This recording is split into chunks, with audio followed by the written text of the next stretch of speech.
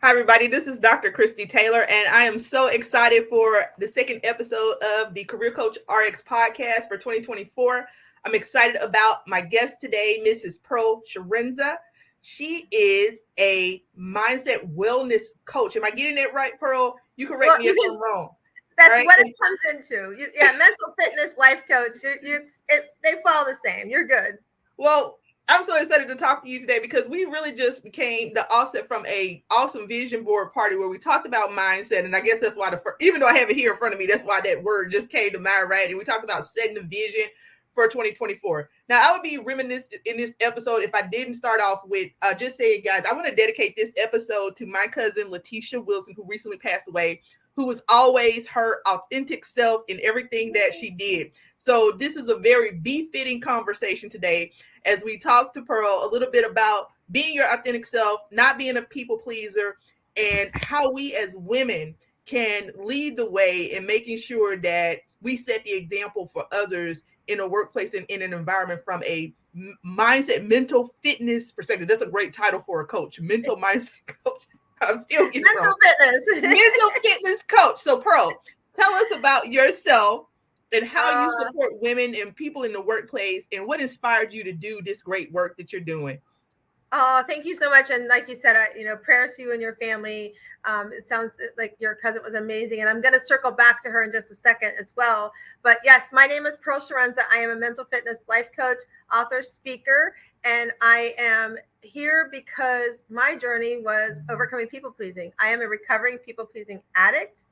You probably could have asked me to help put your socks away in your sock drawer, and I would have been, I'm coming, let me come help you, right? And so, as I went through a journey in 2015, after a 6 week course of my identity and destiny, I had to give my I am statement.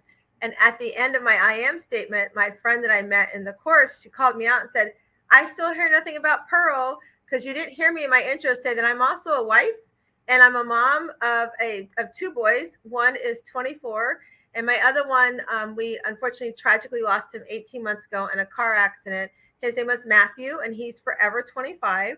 And so I am also married to my husband of almost 40 years.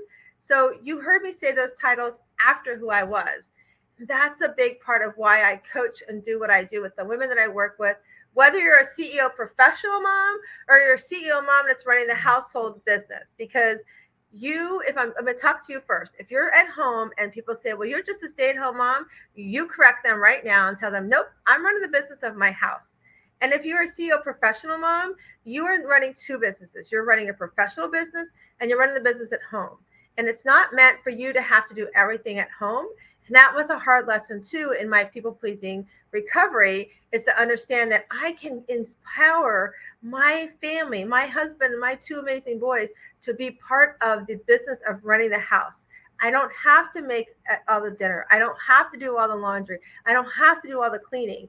And Yeah. that's so important, because if you're listening to this and you are somebody who gets stressed out over the thought of even making a grilled cheese sandwich after a long day of doing for others, you and I need to talk, because you have to understand, like I had to learn, that the word no is a complete sentence and you should say it as happy as you say yes.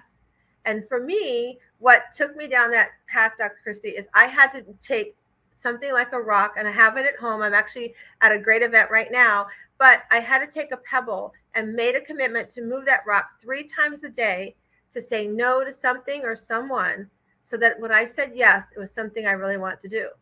But here was the aha, you guys. I realized that I saying yes to everybody, I was keeping doors closed. So maybe Dr. Kristy had a great event that she wanted to do that empowered people to create great vision boards. And I was like, yes, let me go do it. Now I do vision boards, but maybe at the time it wasn't a good fit for me. And I said yes, and I probably wouldn't have showed up 100% like I should have. Yeah. Or maybe you run a nonprofit for dogs. I love my dogs. And I said, yeah, let me go help you fundraise.